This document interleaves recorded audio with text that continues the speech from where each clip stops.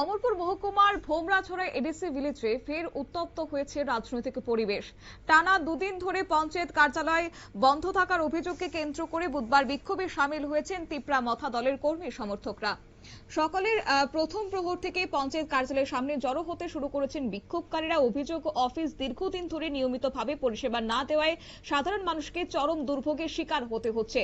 প্রতিবাদ জানাতে একসময় পঞ্চায়েত কার্যালয়ের মূল ফটকে তালা ঝুলিয়ে দিয়েছেন আন্দোলনকারীরা।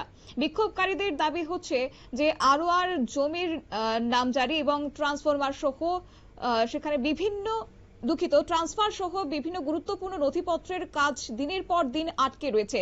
দূর দূরান্ত থেকে আসা সাধারণ মানুষ বারবার অফিসে এসে খালি হাতে ফিরে যেতে বাধ্য হচ্ছেন।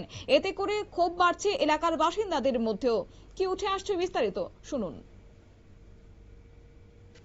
যতনা দিফর কাহাম তিনি মিডিয়া মাফিমানি কারণ হিংকায় মহাইছে যেমন जों भुमराछड़ा पञ्चायत 2-3 दिन ধরে जों বিভিন্ন সমস্যা নি বাগে ফাইকা পঞ্চায়েত অফিস বদ্ধ সেনি আরওয়াটনি বাগে ফাইমানি এবং দরগস্তারনি ফাইমানি এবং সেরকনি রেজিস্টার ভূমুক্তিসানি ফাইমানি পঞ্চায়েত অফিস বদ্ধ আগবো 12টা উপর বাজেখা আগবো পঞ্চায়েত অফিস খুলগিয়া এনাগি যত তিনি অমরপুর ব্লক নি বিডিও আর সেক্রেটারিও ফাইয়া জিআরএসও ফাইয়া বিডিও সাহেব নংবনো তা ডিসিশন লানাই নাকি আসলে আমি কও।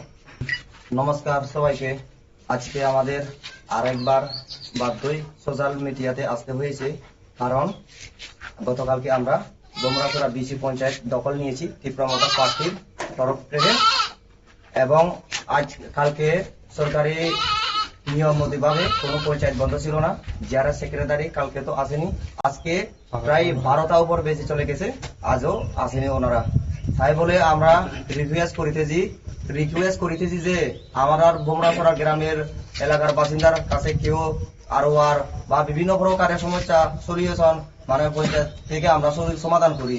তাই আজকে কোনো সেক্রেটারিও দেখা নেই, জিআরএসও দেখা নেই, ওনারা কাজ করছেন ডাইরেক্টলি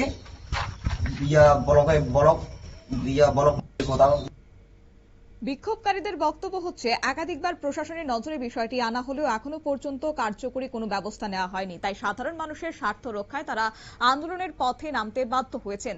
তবে বিক্ষোভকে কেন্দ্র করে এলাকায় উত্তেজনা তৈরি হলেও পরিস্থিতি কিন্তু নিয়ন্ত্রণে ছিল বলে খবর। প্রশাসনের পক্ষ থেকে বিষয়টি খতিয়ে দেখে প্রয়োজনীয় পদক্ষেপ নেওয়ার আশ্বাস দেওয়া হয়েছে। তবে এখন প্রশ্ন একটাই যে সাধারণ মানুষের পরিষেবা নিশ্চিত করতে কবে নিয়মিতভাবে খুলবে ভোমরাছড়া এডিসি ভিলেজের পঞ্চায়েত কার্যালয়, সেই উত্তর এখন খুঁজছেন এলাকাবাসী।